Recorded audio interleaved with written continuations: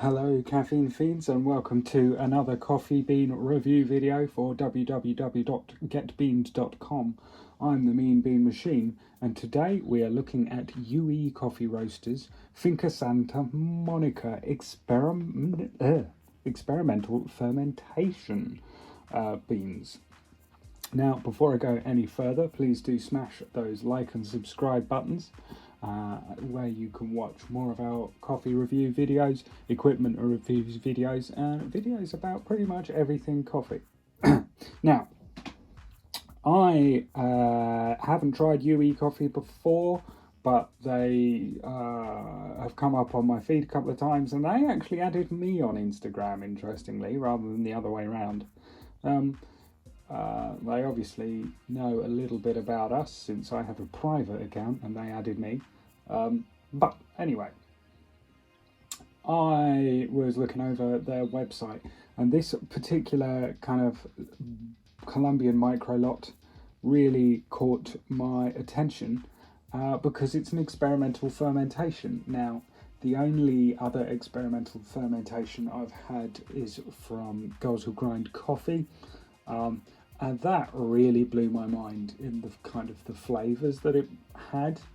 It really wasn't like coffee at all. And it was, but the flavours were just something I really wouldn't have expected in coffee. So it was, the first time trying out kind of an experimental fermentation process for me. And because of that, I was drawn to this. Where it said it was an experimental fermentation. So I have paid an outrageous amount for this of £15 for 200 grams, which is well above what I would like to pay for coffee. But it is a micro lot and it is an experimental fermentation. So I'll let it slide on this occasion, but well above what I'd like to be paying. Anyway, they've sent me this beautiful box, very pretty, and a bit about their Barista Foundation, where they, give you a bit of information about how they try and change people's livelihoods, try and protect forests, and promote human rights, within the countries where they're buying their coffee from. So by supporting them, you're directly helping projects that need support, which is all a good thing. Lovely, lovely. So there's that nice kind of ethical bent to it, which is very nice as well. So, like I say, Colombian microlot. Colombia, great, standard place for coffee. Loving it. Now, the process is a natural white wine experimental fermentation process. So I've had something similar, I think, from Dark Arts Coffee, where the coffee was supposed to taste a bit like wine. Now, this coffee is supposed to taste of notes of black currant, sherry, and toffee. Now, toffee, I understand that kind of sweet, slightly syrupy mouthfeel. Black currant, berry acidity, great. Sherry, I think that's where the fermentation is coming in. There's going to be like a slight alcoholic kind of bite to it, if you see what I mean. So what I'm picking up from that is sweet, syrupy. Yeah, lovely. Sweet, syrupy, slight acidic pinch, as you were. So I'm really liking the box and what it's telling me, and what I know about the company, that the Barista Foundation bit. So I've just got a bit about this coffee. So the distinctive characteristics are achieved through extended dry anaerobic fermentation, which is similar to traditional technique used in white wine making. So the process involves drying the sorted cherries on raised beds as normal. However, the next stage is expose them to extended anaerobic fermentation, so that's without oxygen, in grain pro bags. Yeah, so that is similar to the process of the kind of the coffee I tried from a Girls Who Grind coffee. So interesting to see if those tasting notes come out of blackcurrant, sherry and toffee. So we'll grind it up, give it a go as a black shot. Then as a black shot, what am I on about? I'm very tired today, sorry. As an espresso shot, as a black espresso shot. There you go. And then we'll give it a go as an oat latte, see what we think. Lovely. So there's the shot itself. I must say, when you open the bag initially, there is quite a blackcurranty smell, which is not something you kind of necessarily expect. And the shot kind of came out quite light and has darkened over time. And it's got this almost kind of purpley tint to it anyway. So I'm really interested in how this will kind of go down and what it will taste like. So we'll give it a sip, see what we think. Let's give it a smell first. I am getting that kind of white wine, slightly alcoholic smell off it. You know, that slight kind of ammonia smell. We'll give it a sip.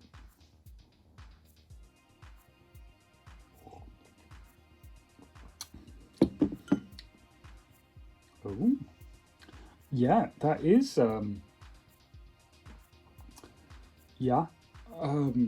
that's certainly different. I can see why. So those tasting notes of blackcurrant, sherry and toffee, I'm not necessarily getting the toffee there, but the blackcurrant and sherry are very kind of prevalent. The black, it's almost like having a warm blackcurrant. You know, if you were a kid and you were ill, you could have like a warm blackcurrant, you know, heated up blackcurrant. Very kind of nostalgic vibes there for me from that. It's obviously nowhere near as sweet because you're not getting all that kind of sugar, but there's that and a kind of a mix of, I understand again the sherry flavour because it's almost this kind of alcoholic kind of acidity, this kind of slight bite to it, this slight kind of almost like alkaline feel. It's not, but those tasting notes are very much there, and you kind of go, oh right, I expected something a lot sweeter, but those flavours are definitely there. I'm hoping if I add milk, kind of the toffee kind of sugariness will rise through. But yeah, wow, that's really kind of different in terms of those tasting notes, because it's not like a biting acidity. There's just this kind of flat top feel of this kind of mouth feel of alcohol that isn't there, obviously. It's just coffee. So it's really bizarre in that sense. It almost smells a bit like paint stripper. I'm not like, oh, that's got a really kind of alcoholic smell, but it's definitely reminiscent of that. And it tastes fine, but it's just very bizarre when I sniff it. I kind of go, oh yeah, that's a bit like, you know, white spirit. Yeah, but that real kind of vibe of kind of warm blackcurrant, which is odd. Not unpleasant though, not unpleasant at all. And yeah, it just kind of throws me back to that sort of strangely nostalgic, you know, feel of being a child, weirdly enough. I'm gonna whack out some oat milk, froth it up, put it in a latte and see how I feel about it. So there it is as a latte. From the side I haven't spilt milk all down. You know, as you can see, quite nice and light. I'm quite happy with that pour actually, as a latte. So we'll give it a go. So I'm hoping the toffee notes will come out. Weirdly enough, as a kind of shot, kind of thinking about it, there's almost a pepperiness to it. You know, you get this almost, it's not a floral taste, so I don't want to lend it a kind of floral note label, but there is a sense of like a slight. It's almost as if like it's a juniper flower or something. There's a slight pepperiness and a fruitiness at the same time. It's quite bizarre in that sense. So I'm wondering how kind of the milk will temper that, what it will bring forth. So let's give it a sip.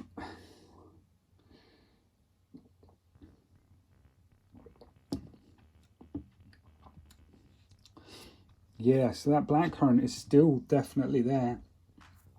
And almost that kind of alcoholic feel is kind of pared back a lot. So the blackcurrant comes a lot more to the fore, which is, I think what I'm trying to get at is this is a really fruity coffee.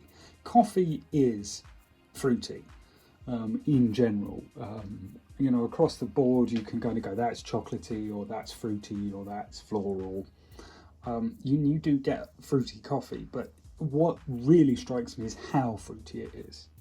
And although it's not necessarily to my palate, it is something that I can genuinely kind of go, that is different. I really like it because it's different. It is something wildly different to what you would get in a lot of other coffees. And that's why I will pay more for kind of experimental fermentation processes, because you do get these different flavours. And that is one of them. It's really kind of fruity. And that kind of blackcurrant berry essence to it comes out really quite a lot. I'm sort of missing that toffee feel. And there's this kind of bizarre high note aftertaste that I can't put my finger on. That is a little disconcerting, but that is something that, for whether you like it or not, you definitely kind of go, that's different. And I'm really and it's for exactly that reason. I think it probably is worth the money, because it's a micro lot and experimental, sorry. And there's that ethical side to it. You're training people.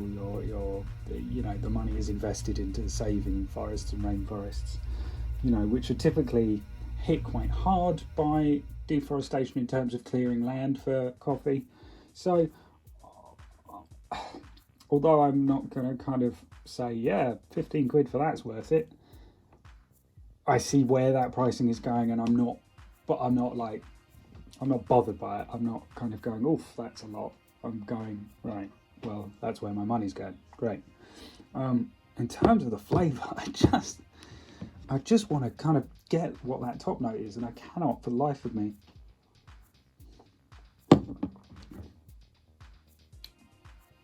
It's almost an umami note. For those of you that kind of eat Asian food or whatever, there's a sense of almost miso-ness to it. Those of you who've had kind of miso broth or kind of that ramen in broth, I'm not saying it tastes like that, but I think there is a essence of that umami kind of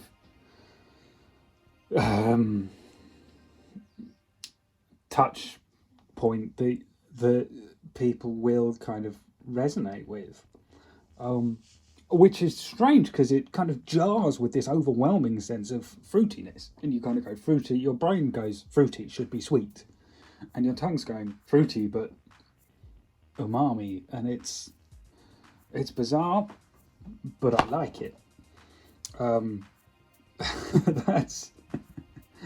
I think that's really, in some senses, the ultimate compliment. Bizarre, but I like it. So yeah, I'm. Am I enjoying this? I don't know, but I'm enjoying the experience. And you know what? That's something in itself. Am I enjoying the coffee? I'm not quite sure I am, but I'm loving this whole kind of bizarre trip it's sending me on. So I'm going to go away and finish this coffee, have a few thoughts about it, and I'll see if I can come up with any final notes. So my final review of UE Coffee's Colombia Finca Santa Monica experimental fermentation beans. Price £15, so a lot of money for 200 grams, so a lot more than I'd usually pay for a little bit less coffee. It wasn't the 250 grams that I'd usually be spending 7-8 quid on. It's 15 quid for 200 grams. But because you're spending 15 quid, you do get free delivery in that, so it probably balances out, to be fair, of what I would usually pay. I've given it 3.5 stars in the end because it is really interesting, really complex, really something different, but I can't say it really lends itself to my palate. It was different, and I like that it was different. It was really kind of out there, but I mean, it's a trip, but it's just not for me. 3.5, I like it, I'll happily drink it, you know, but it's not what I would usually go for. So just on a personal level is where it hasn't kind of gone kind of full marks. And just kind of on the notes, that it's neither, there's absolutely no bitterness to it, but it's not sweet either, which is really bizarre, you know, considering how incredibly fruity it is. You taste those blackcurrants and you do kind of go, yeah, blackcurrant there. And that slight alcoholic finish that becomes smoother when you add milk, again, is weird to me. And as someone who doesn't drink, you know, I know what alcohol tastes like, but I don't drink it anymore. That alcoholic finish is very bizarre. And I just find the whole thing very bizarre. Pleasant, but bizarre, you know, and I've enjoyed this coffee and I've enjoyed reviewing it because it is so different. And I would just say, kind of give it a go if you can afford 15 quid. Because, yeah, it's odd, but thoroughly enjoyable. Thank you very much. Do like and subscribe. Take care, and we'll see you soon.